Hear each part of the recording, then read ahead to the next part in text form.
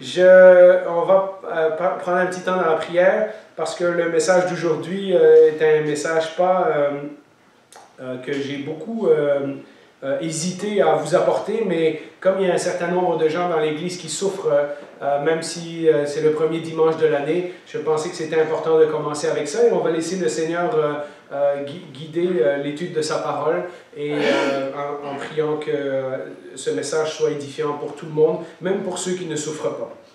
Eh bien Seigneur, une fois de plus, nous venons à tes pieds, nous venons devant ta parole et comme plusieurs l'ont dit dans leur prière, nous avons besoin de toi parce que toi tu ne changes pas. Nous avons besoin de fondations solides, nous avons besoin de savoir où aller en cas de danger, en cas de stress, en cas de souffrance. Et nous te remercions parce que, au travers de ton serviteur David, il y a longtemps, tu as permis que des psaumes soient écrits dans la Bible qui aujourd'hui encore peuvent servir de cri pour notre âme, qui peuvent servir d'exemple de prière, qui peuvent servir de dire les mots quand les mots ne sortent pas de notre bouche. Nous te demandons tous ensemble, puisque nous sommes réunis en famille, nous sommes tous tes enfants, qu'en famille, Seigneur, tu puisses nous parler, ceux qui souffrent et ceux qui ne souffrent pas, afin que chacun nous puissions nous supporter les uns les autres, comme tu le dis dans ta parole. Nous te remercions pour le réconfort que tu nous offres parce que tu nous dis également que lorsque nous avons été réconfortés, nous pouvons à notre tour encourager d'autres. Et certainement, il y en a dans cette Église qui ont cette facilité ou ce don d'encouragement. Nous te remercions de nous avoir mis tous ensemble, de nous avoir donné chacun des personnalités différentes afin que justement nous puissions nous soutenir les uns les autres. Merci d'avoir fait cette Église comme tu l'as faite. Tu nous rappelles aussi dans ta parole que nous sommes comme des pierres vivantes et que nous devons nous édifier sur ta parole. Et donc, lorsque nous venons devant toi ce matin, ce que nous voulons faire, ce n'est pas déprimer, mais simplement construire nos vies sur ta parole, en sachant que tu ne veux pas que nous restions là où nous sommes, mais tu veux nous amener quelque part d'autre. Notre croissance spirituelle, en tant qu'Église, mais en tant qu'individu, est importante à tes yeux. Merci Seigneur pour toutes ces choses. Merci pour ces promesses. Merci pour l'année écoulée. Merci pour l'année qui s'en vient. Et nous confions nos vies à ton regard et à ta souveraineté, afin que tu puisses nous guider tous ensemble et individuellement. Au nom de Jésus, je te prie. Amen. Comme vous pouvez le voir au tableau, j'ai intitulé ce message comme un hibou dans les ruines. C'est une expression qui vient du psaume 102. Et si vous pouvez imaginer des ruines et un oiseau solitaire tout seul, tout perdu dans les ruines, et c'est un petit peu le sentiment que nous donne le psaume 102. Et donc j'aurais voulu vous parler aujourd'hui de la souffrance, mais aussi de ce que la Bible nous donne comme outil pour exprimer notre souffrance à Dieu. Et donc on va lire le texte en différentes étapes, et je vais commenter au fur et à mesure. Et on va commencer donc tout au début jusqu'au verset 10. Alors le psaume 102 commence de cette façon-là et nous donne déjà une indication très claire de pourquoi il a été écrit. Prière d'un malheureux lorsqu'il est abattu et qu'il expose sa plainte à l'Éternel. Et c'est le cas de plusieurs d'entre nous aujourd'hui. Éternel, écoute ma prière et que mon cri parvienne jusqu'à toi. Ne me cache pas ton visage lorsque je suis dans la détresse. Tends ton oreille vers moi quand je crie. Réponds-moi vite, car mes jours s'évanouissent comme une fumée et mes os sont enflammés comme un brasier. Mon cœur est frappé et se dessèche comme l'herbe. J'en oublie même de manger mon pain. À force de gémir, je n'ai plus que la peau sur les os. Je ressemble au pélican du désert. Je suis comme le hibou dans les ruines. Je suis privé de sommeil et je ressemble à l'oiseau resté tout seul sur un toit. Chaque jour, mes ennemis m'insultent, ils se moquent de moi, ils emploient mon nom dans leurs serments. Je mange de la cendre au lieu du pain et je mêle mes larmes à ma boisson, à cause de ta colère et de ta fureur. Oui, tu t'es emparé de moi et tu m'as rejeté. Mes jours déclinent comme l'ombre du soir et je me dessèche comme l'herbe. Alors, vous pouvez remarquer dans les phrases qu'on vient de lire que le psaume est décrit comme un psaume individuel. C'est clairement une personne qui parle et qui s'adresse à Dieu. Et pourtant, on va voir plus tard que cette personne est aussi intéressé par la gloire ou la restauration de Jérusalem et par le peuple de Dieu et par les autres nations. Et donc, ça nous laisse penser que c'est probablement quelqu'un comme David ou quelqu'un qui était roi ou leader en Israël qui a écrit ce psaume. Pourtant, même si c'est David qui l'a écrit, on voit dans le premier verset que je vous ai lu que c'est une prière qui est faite pour que n'importe qui est malheureux et qui est abattu puisse utiliser ces mots pour s'adresser à l'Éternel.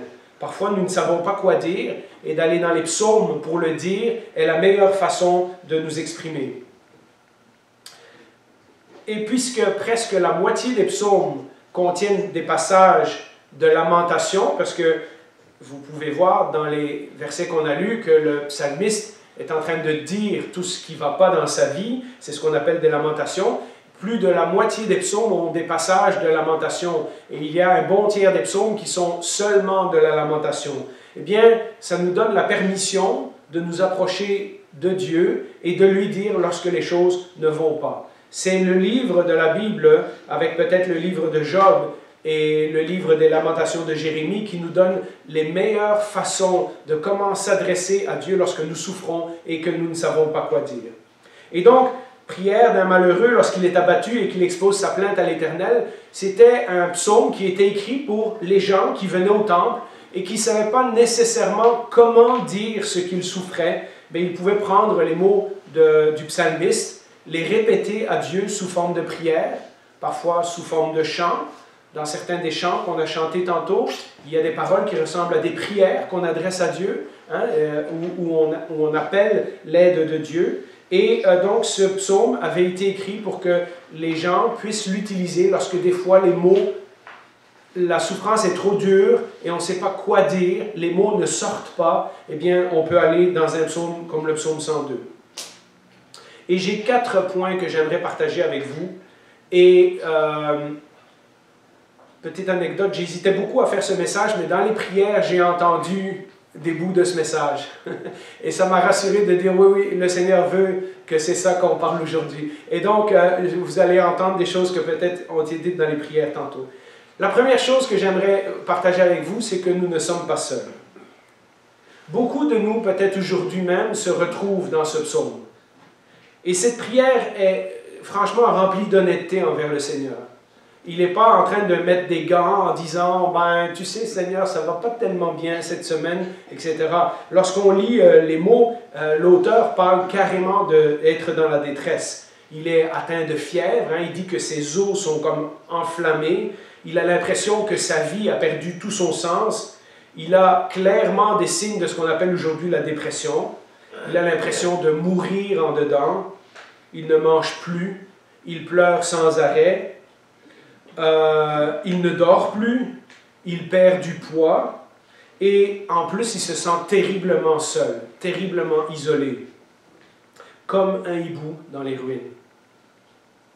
Et en plus, comme si c'était pas assez, au verset 9 on a lu « Chaque jour mes ennemis m'insultent ». Hein, ceux qui l'avaient vu avant lorsqu'il allait bien spirituellement et qui maintenant le voient dans l'état qu'il est, se moquent de lui et se moquent de son Dieu. Et ça rajoute à sa souffrance. Les gens disent, oui, toi qui disais que Dieu va te répondre et que Dieu entend tes prières, qu'est-ce qui t'arrive maintenant? Il n'est plus là, Dieu. Tout à coup, on peut imaginer le genre d'insulte hein, que les ennemis du roi pouvaient dire contre lui à ce moment-là. Et donc, vous voyez, c'est l'accumulation de toutes ces choses-là.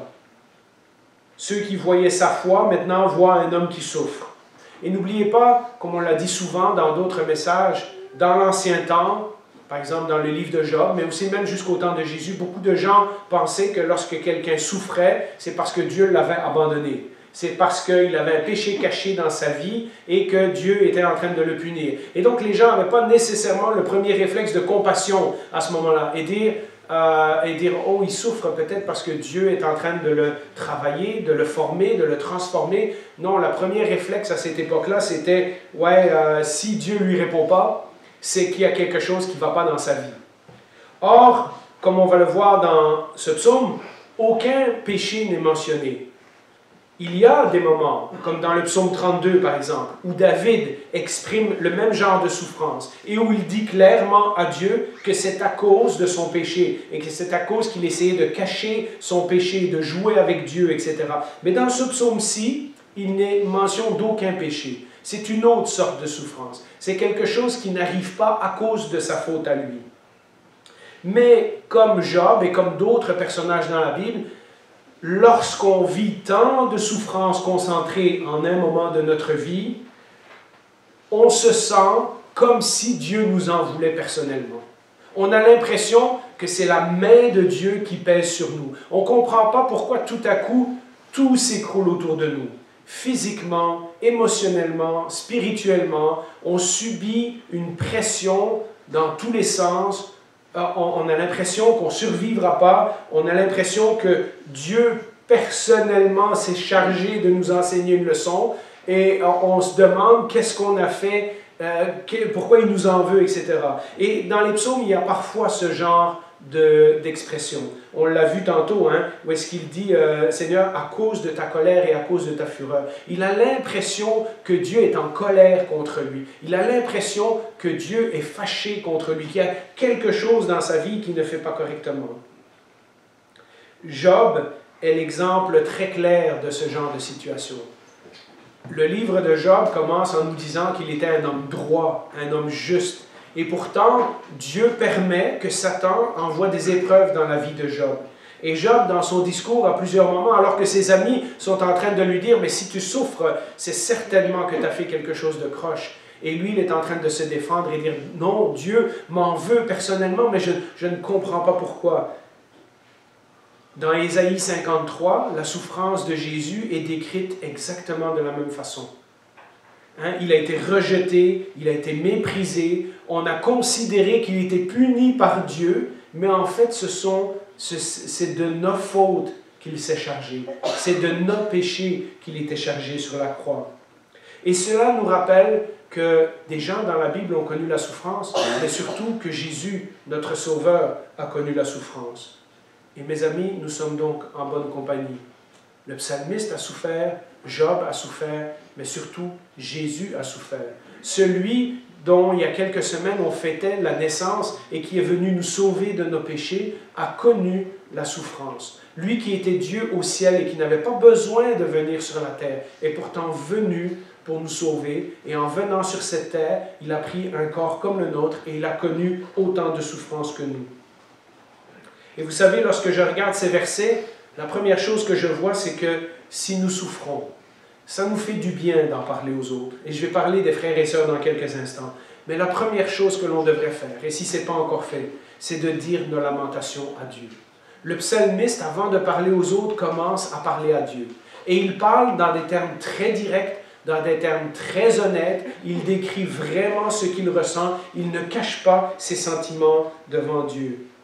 C'est à Dieu que nous devons adresser nos lamentations, parce que Dieu est capable de les prendre. Dieu est capable de nous entendre. Dieu est capable de passer par-dessus les choses que dans notre souffrance, on pourrait dire tout croche.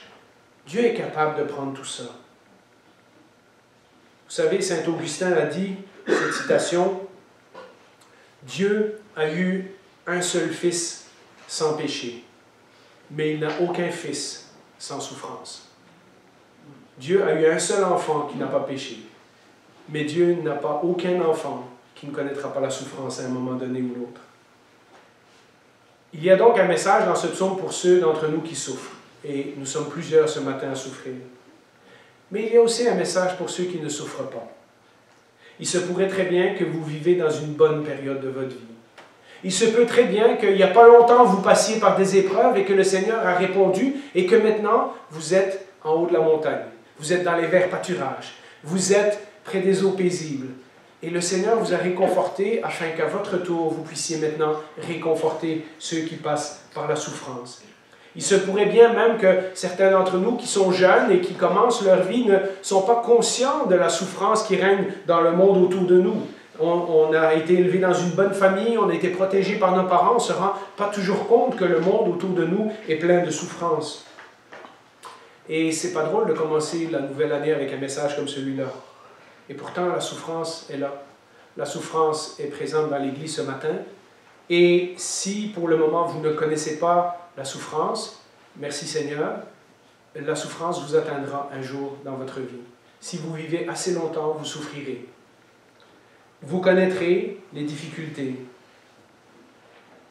Le réalisme des mots qu'on vient de lire est vraiment dérangeant. Ce n'est pas la façon qu'on est habitué à prier à Dieu. Ce n'est pas la façon qu'on va s'adresser à Dieu un dimanche matin. En plus de ça, notre nature humaine et puis toute la philosophie du monde qui nous entoure, qui essaye de nous faire sortir le plus vite possible de notre souffrance en nous disant « ben non, c'est pas normal que tu souffres, etc. etc. » Et puis toutes les sections de livres de self-help dans les librairies, etc. pour essayer de régler notre problème de souffrance le plus vite possible. Vous voyez, notre société n'aime pas, elle se rebute à l'idée qu'un Dieu pourrait nous permettre de souffrir. Combien de fois avez-vous entendu cette phrase « Si Dieu existe, pourquoi il permet la souffrance ?» Comme si tout était de la faute de Dieu. Et puis, l'idée que peut-être en ce moment ça va bien, mais peut-être dans quelques années, le Seigneur a réservé sur notre chemin des périodes difficiles, ça ne nous enchante guère. Pourtant, comme je l'ai dit, Jésus lui-même a souffert pour notre salut. Alors, si vous ne souffrez pas, et comme je l'ai dit, gloire à Dieu si c'est le cas, c'est peut-être le moment de montrer de la compassion pour les frères et sœurs qui souffrent. Galates 6.2 nous dit « Portez les fardeaux les uns des autres et accomplissez ainsi la loi de Christ. » Vous voulez savoir comment aimer Dieu et comment aimer votre prochain? Portez les fardeaux les uns des autres. Oui, on se confie au Seigneur. Et oui, avec lui, qui est d'éternité en éternité, on n'est jamais seul. David, sa première réaction, c'est d'en parler au Seigneur, parce qu'il sait que le Seigneur est toujours là.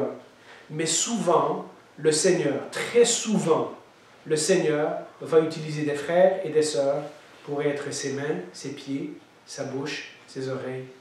Il va utiliser des frères et des sœurs pour nous fortifier. Un petit geste, un petit mot, comme certains ont écrit cette semaine, un petit texto avec un verset biblique, un regard, une accolade, un câlin, un sourire, des prières. Et vous ne savez pas l'impact que ces petits gestes peuvent avoir dans la vie de ceux qui souffrent. Vous savez, récemment, on a eu plusieurs personnes dont les vies vont mal. Je vous invite à, quand vous l'avez à cœur, faites-le. Un petit mot, un petit email, un petit texto, même si la personne ne vous répond pas. Je vous assure que ça fait du bien. Je vous assure que c'est extrêmement réconfortant. Et vous ne saurez jamais le nombre de fois où le Seigneur nous envoie par la bouche d'une personne le mot qu'on avait besoin d'entendre à ce moment-là. La phrase qu'on avait besoin à ce moment-là. Alors, frères et sœurs, il y en a qui souffrent, il y en a qui ne souffrent pas. Bien, le Seigneur nous demande de prendre soin les uns des autres. Alors, si nous ne sommes pas seuls, comme nous l'indique la parole, la deuxième chose où j'aimerais vous orienter, c'est que Dieu entend toujours. Et ça, c'est peut-être quelque chose de très difficile à croire. On a l'impression souvent que le psalmiste, comme le psalmiste, « Seigneur, je crie, dépêche-toi de répondre, dis-moi quelque chose. » Regardez que, on va le voir au verset 13, je vous l'ai déjà expliqué souvent, le psalmiste commence par dire sa plainte, et ensuite de ça, il détourne son regard de sa plainte et il se focus vers Dieu. « Mais toi, Éternel ». Il y a un changement dans les prières de David, très très fréquemment on voit ça. L'auteur compare sa situation actuelle, tout ce qu'il vit, toutes ces souffrances qu'on a vues dans les premiers versets, avec le fait que Dieu règne éternellement. Et ça lui permet d'avancer. Comme souvent dans les psaumes, il y a ce moment où, après avoir dit notre plainte, on se focus sur le Seigneur, sur les vérités concernant le Seigneur. Et quelles sont-elles? À partir du verset 13, on dit « Mais toi, Éternel, mais toi, ça c'est moi. Mais toi, Éternel, tu règnes éternellement. Et l'on se souvient de toi de génération en génération. Tu te lèveras, tu auras compassion de Sion, car il est temps de lui faire grâce. Oui, le moment fixé est arrivé, car tes serviteurs en aiment les pierres, et ils sont attachés à sa poussière. Je vous explique dans 2 minutes ce que ça veut dire. Alors les nations craindront le nom de l'Éternel. Tous les rois de la terre craindront ta gloire, quand l'Éternel reconstruira Sion. Il se montrera dans sa gloire. Il est attentif à la prière de celui qu'on a dépouillé. Il ne méprise pas sa prière. Alors, vous voyez que le psalmiste maintenant détourne l'attention de lui et porte l'attention sur Jérusalem. C'est peut-être une prière qui a été écrite après l'exil, ou c'est peut-être la ville qui a été touchée par un tremblement de terre ou une grosse catastrophe ou quoi, parce qu'on voit que la ville de Jérusalem ne va pas bien, et on voit que le leader, celui qui écrit ce psaume, ressent en lui-même la douleur de toute cette ville qui ne va pas bien. Il a prié pour la restauration de Jérusalem, il aimerait que le Seigneur agisse tout de suite, mais ce n'est pas encore arrivé. Parce qu'au début, il dit, oui, vas-y Seigneur, c'est le temps de le faire, etc. Et puis plus tard, il se résigne et il dit, quand l'Éternel reconstruira Sion. Et il semble donc qu'il a prié pour que le Seigneur répare les malheurs et tout ça, et que ce n'est pas encore fait. Est-ce que ça veut dire alors que Dieu n'a pas répondu à sa prière? Eh bien, mes amis, vous le savez, dans les temps de souffrance, il est très tentant de croire que Dieu ne nous entend pas, que Dieu ne se soucie pas de nous. Il est extrêmement difficile, comme quelqu'un l'a dit dans sa prière, de voir la bonté et l'amour de Dieu au travers de nos souffrances.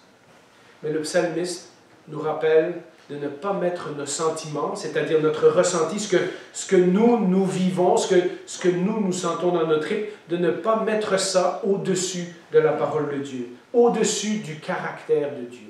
Le Seigneur est plus grand que nos émotions.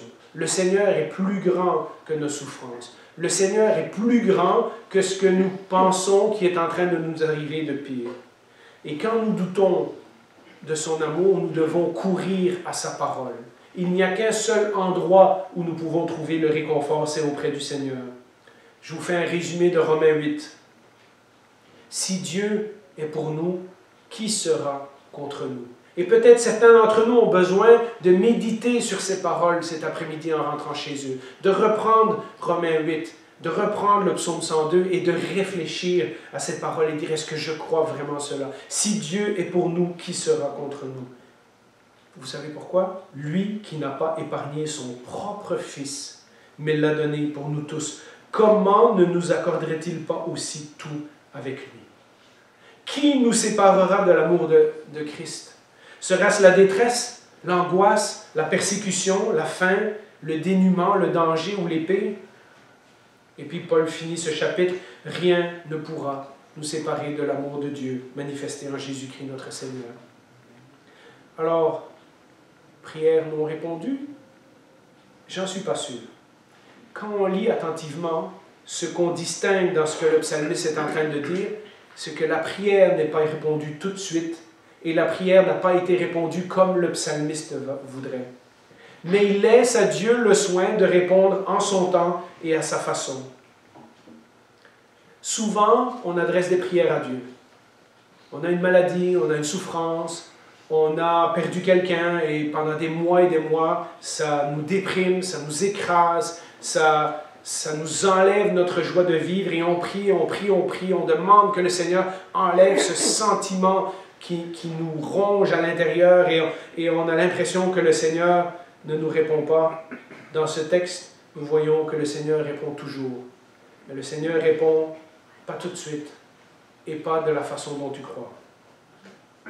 Un jour, on l'a lu dans ce texte, un jour, Sion sera restauré.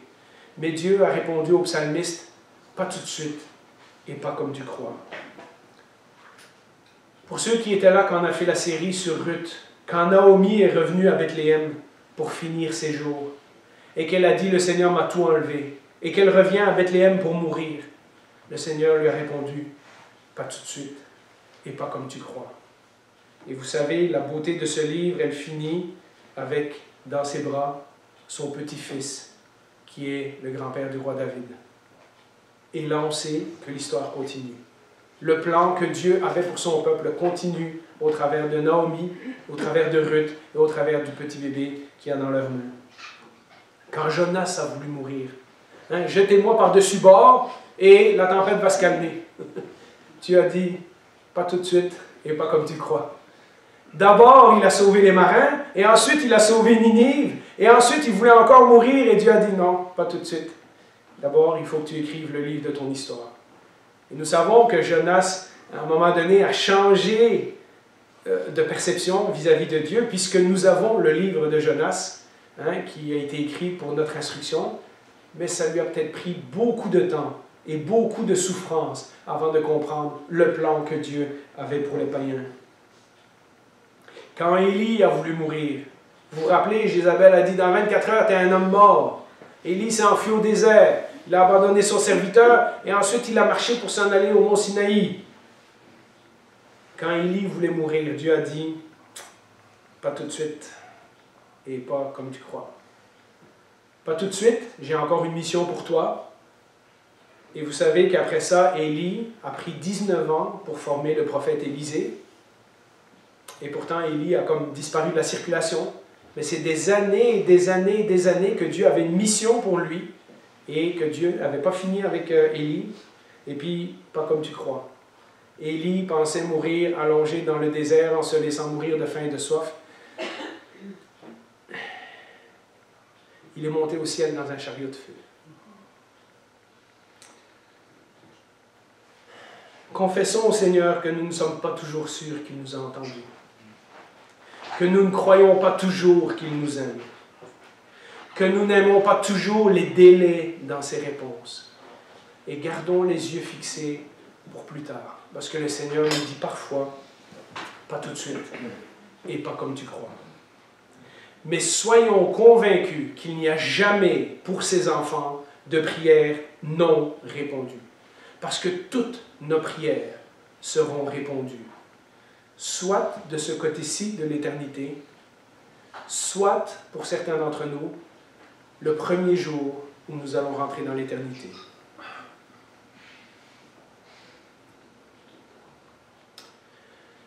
Ça m'amène au troisième point, Dieu n'a pas fini. Souvent, lorsque nous nous regardons nous-mêmes, et c'est très facile lorsqu'on est isolé, de se renfermer sur sa bulle et de se morfondre et d'écouter toutes les les pensées négatives qui sortent de notre âme et d'oublier d'aller à la parole de Dieu et d'oublier de se confier à lui. C'est très facile de penser que finalement Dieu ne fera plus rien de bon avec notre vie. Avec cette chose que tu viens de m'enlever, Seigneur, ma vie ne sert plus à rien. Je vais juste finir ma vie, je vais mourir et personne ne va se souvenir de moi. De nouveau, le psalmiste nous donne une instruction. Le psalmiste attire notre regard vers le futur.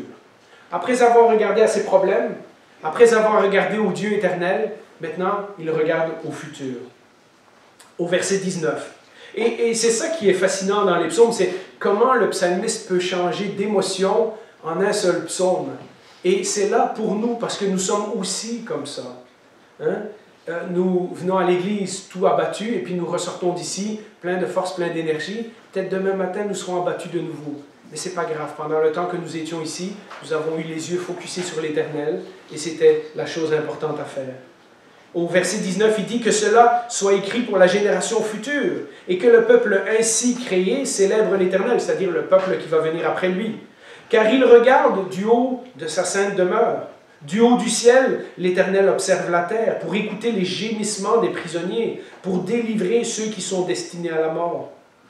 Alors, on proclamera dans Sion le nom de l'Éternel et ses louanges dans Jérusalem, quand tous les peuples et tous les royaumes se rassembleront pour servir l'Éternel. Il y a quelque chose d'étonnant là-dedans parce que David ne connaît pas le futur. Et pourtant, il regarde au futur et il est convaincu qu'il y a un jour où Dieu va restaurer Jérusalem et où toutes les nations de la terre vont venir adorer Dieu à Jérusalem. Il voit tout à coup sa vie, ses épreuves, sa situation temporaire dans le cadre plus large du plan de Dieu. C'est comme s'il est en train de dire, le plan de Dieu ne finit pas avec moi et ma souffrance aujourd'hui.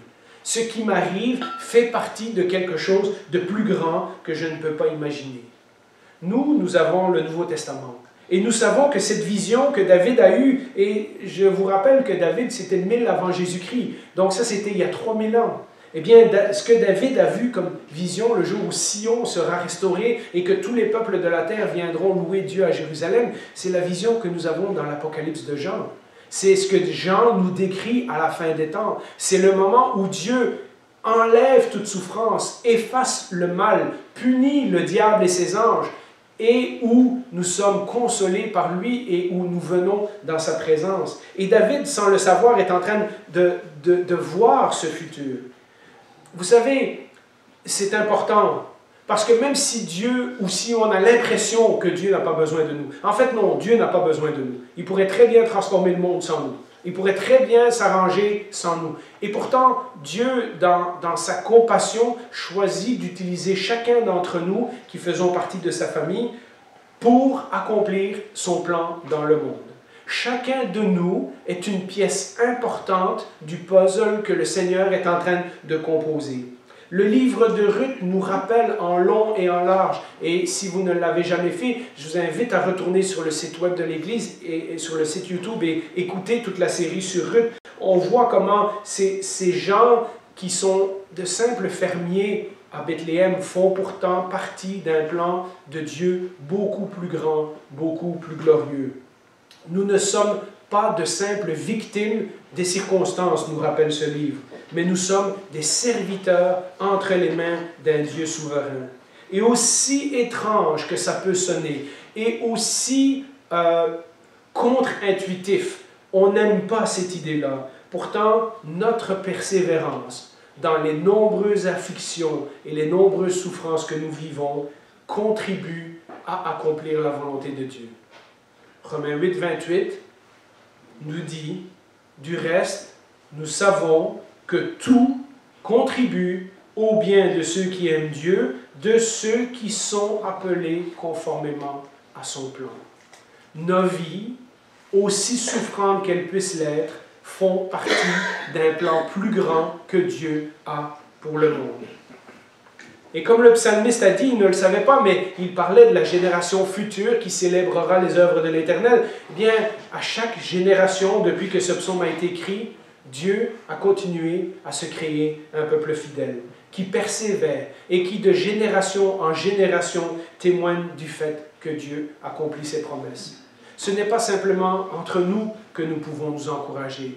Nous pouvons relire des biographies d'anciens missionnaires, d'anciens pasteurs. Nous pouvons relire Hébreux 11 et voir comment Dieu, malgré la souffrance de certaines personnes, a toujours fini par répondre d'une façon ou d'une autre. Vous savez, à Pierre, et on en parlera dans quelques semaines lorsqu'on sera rendu dans Matthieu chapitre 16, à Pierre, il a dit « Et moi, je te dis que tu es Pierre, et sur ce rocher, je construirai mon église, et les portes du séjour des morts ne l'emporteront pas sur elle. » Mes amis, Jésus a vaincu la mort. Qu'est-ce qu'il y a de si grave dans notre vie qu'il ne pourrait pas s'en occuper? On vit dans un monde hostile. Ce n'est pas juste notre souffrance personnelle, c'est aussi tout ce qui nous vient de l'extérieur. Beaucoup de gens sont hostiles au Québec aujourd'hui à la foi chrétienne. Il y a beaucoup de philosophies populaires et d'influenceurs qui cherchent à ridiculiser Dieu sur YouTube et sur TikTok. Il y a beaucoup de gens qui se moquent de la Bible. Il y a beaucoup de gens qui proposent des explications alternatives. Il y a des chefs de gouvernement et des institutions qui font des lois qui écrasent le peuple de Dieu, qui nous obligent à aller dans une direction qu'on ne veut pas aller. Nous souffrons de voir notre pays et notre nation s'en aller sans Dieu et s'enfoncer dans son péché de plus en plus. En plus de toutes les souffrances personnelles que nous vivons, nous avons aussi le poids de la société qui nous écrase. Nous ressentons personnellement, comme le psalmiste, toutes ces choses. Lui, c'était la destruction de sa ville. Nous, c'est peut-être la décadence de notre société ou d'autres choses. Mais vous savez, le psalmiste nous rappelle que ce monde, mais aussi nos vies individuelles, sont dans les mains de Dieu. Et que rien ne peut contrecarrer les plans de Dieu. Il n'avait aucune idée de ce que Dieu ferait en Jésus-Christ 2000 ans plus tard. Et comment Dieu établirait son Église au travers de la mort et de la résurrection de Jésus, et au travers des 12 apôtres qui vont souffrir et qui vont mourir en martyrs. Il n'avait aucune idée comment 2000 ans plus tard, après la venue de Jésus, il y aura encore un peuple comme nous, mais comme aussi toutes les églises qui aujourd'hui se réunissent partout dans le monde, qui continueraient à célébrer la fidélité de Dieu. Nous avons la chance, nous, d'être témoins, de regarder aux 2000 ans d'histoire qui nous précèdent et de dire, ouais, Dieu a continué son plan. Dieu est fidèle. Dieu a une direction que nous, on ne comprend pas, mais nous faisons partie de cette direction, nous faisons partie de son plan. Et Dieu n'en a pas fini. Ce n'est pas fini tant que ce n'est pas fini. Hein? Vous connaissez l'expression. Alors, mes amis, j'aimerais vous laisser une autre citation. Tantôt, on a vu Saint-Augustin. Celle-là, je ne me rappelle plus qui l'a dit, mais une souffrance inexpliquée ne veut jamais dire une souffrance inutile. Ce n'est pas parce qu'on ne comprend pas pourquoi on souffre que ça veut dire que Dieu nous a abandonnés, ou que Dieu nous a oubliés, ou que Dieu ne nous entend pas, ou que Dieu n'est pas là. Une souffrance inexpliquée ne veut jamais dire une souffrance inutile.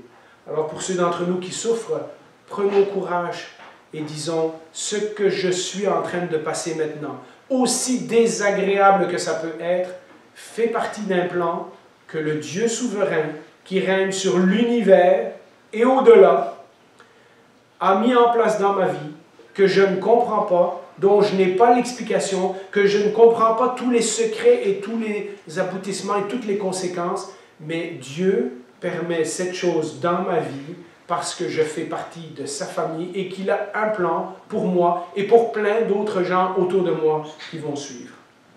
Et puis peut-être le dernier point, et c'est le point qu'on a entendu dans plusieurs prières aujourd'hui, c'est le fait que Dieu ne change pas. Et vous voyez, il y a une gradation.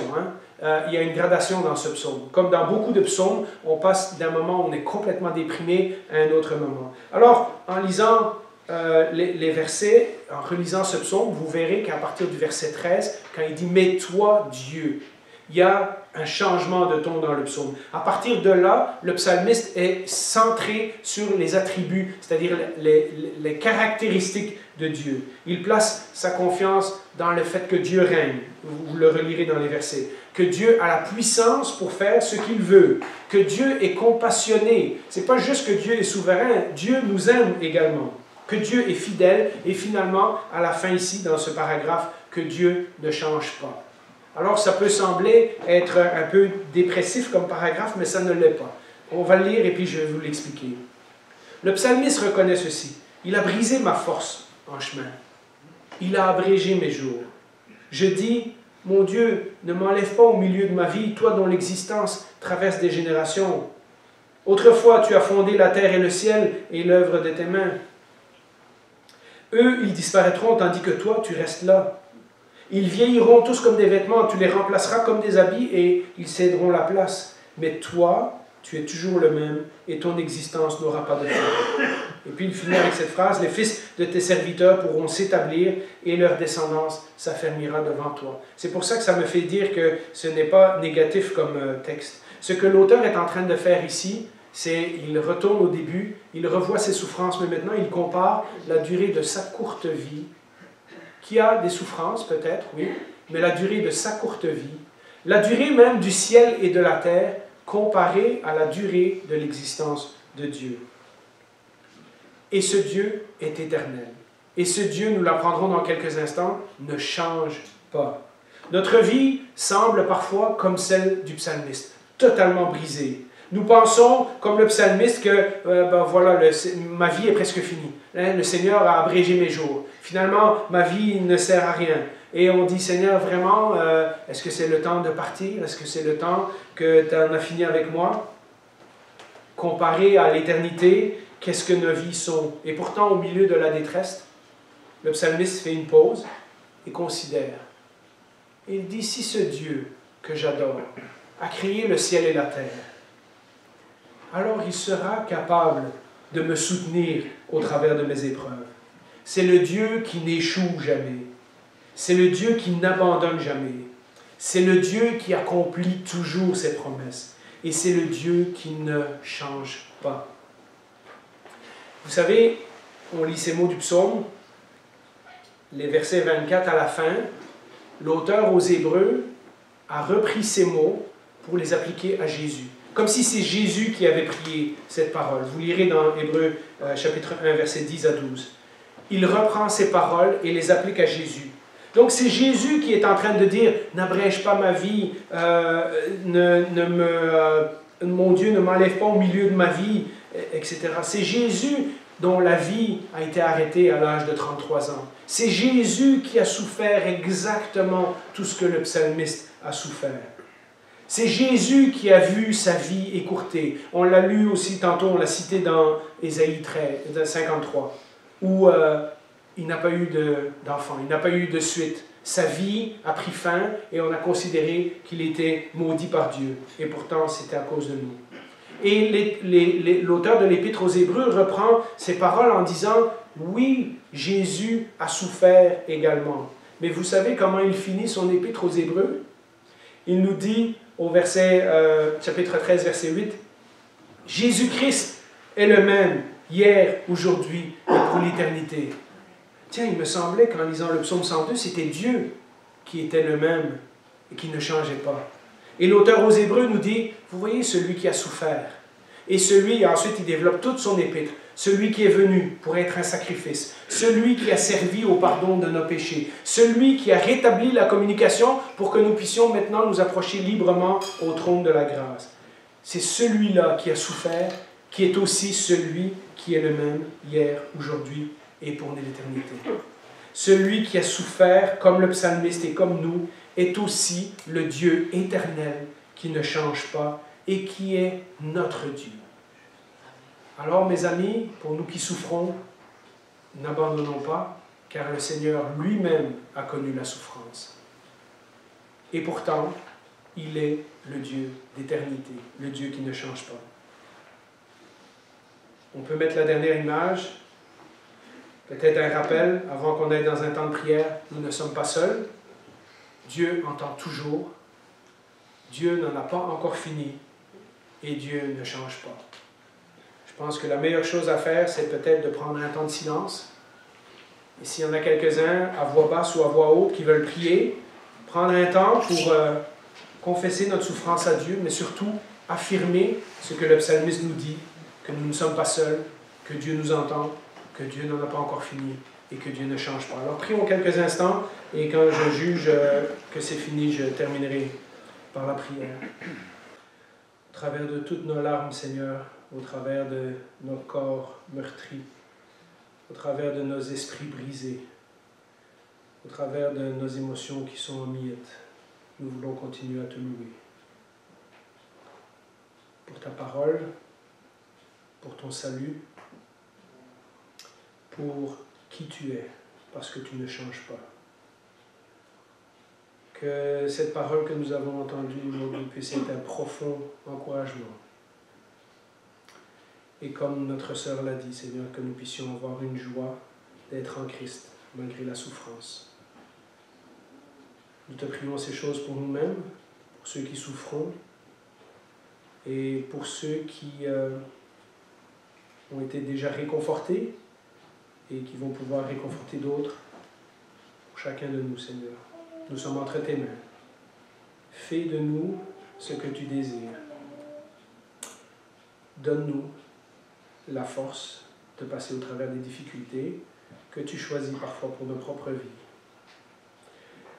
Parce que lorsque c'était le temps de passer par la souffrance, tu n'as pas hésité. Tu es venu ici, tu t'es humilié, tu as donné ta vie, afin que nous puissions vivre notre éternité avec toi. Sois béni, Seigneur. Amen.